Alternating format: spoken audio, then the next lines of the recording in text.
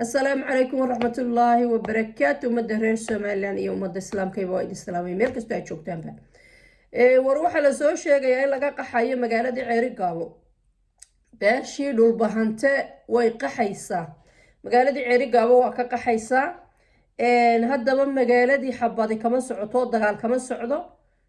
waana waa la hayay oo waxa lahaa waa macni waan ba socoto dadka waa la heshiisiinaya. laakiin beeshii waa qaxday. maanta magaaladii oo ay aad uga qaxayaan ayaa la soo dhigaya. sababta keentay maxay tahay inay qaxaan? dadku siyaabo kala duwan bay uga hadlayaan, laakiin xaqiiqada jirta waxay tahay dadkaasi way diyaar garoobeen. dagaal ayay u diyaar garoobeen. waxa ay ujeedadu waxay tahay waa in maartida meesha lagala baxo, dabeedna magaalada dagaal lagu soo qaado.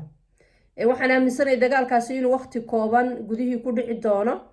marka dadka iyaga maxaan ku dhahaa dadka halka diyaarka ku ah ee reer Somaliland ee dagaalka galaya waa inaad diyaar garowdaan, waana inaad ogaataan inay mar kasta magaalada dagaal lagu soo qaadi doono.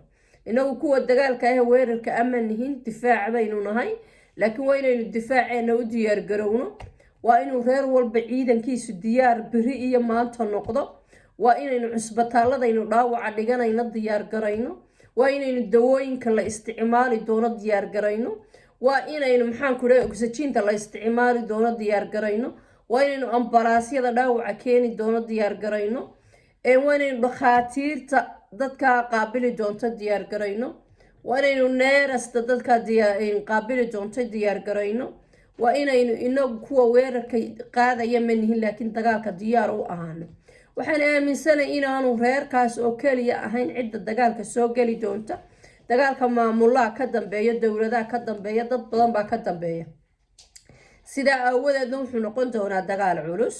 markaa dadka reer Somaliland khaasatan beesha halkaa degan ama beesha Garxajis waxaa laga rabaa inuu reer walba iyo jufo walba maxaa la yidhi 36 ardaa ee Garxajis waa inay ciidamadoodu diyaar ahaadaan, dhaqaalahooduna diyaar ahaado.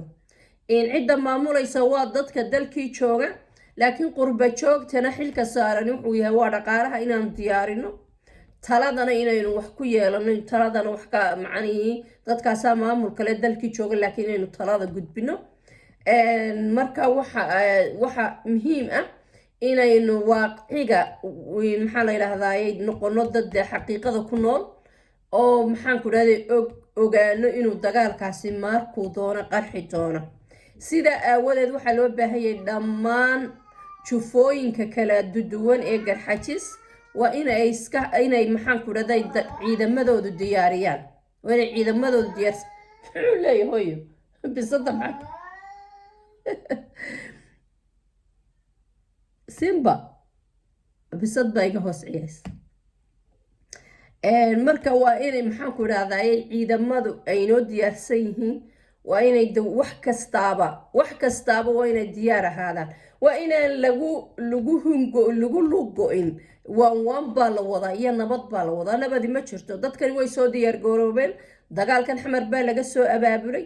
dagaalkani meelo badan buu ka soo abaabulayay. dagaalkan waxaa la rabaa in sool iyo sanaag iyo cayn wixii la sheegayay laga rumeeyo. in maanta waxa lagu tala jira waa in la qabsado maxaan ku idhahdayay in sanaag la qabsado oo weliba Ceeri Gaabo la qabsado. marka dadkayga waxaa leeyahay ha ku lugo-ina waan baa jirta iyo nabad baa jirta iyo cid baa qaxay. dadkaa qaxay iskamay qixin. dadkaa qaxay waxay dagaalkay ogyiin soo socda. marka khayr iyo barakaan idin rajaynaya. guul iyo gobonnimaan u rajaynaya guud ahaan Somaliland. guul iyo gobonnimaan u rajaynaya ciidamada diyaarka oo inay difaacaan Ceeri Gaabo. السلام عليكم ورحمة الله وبركاته.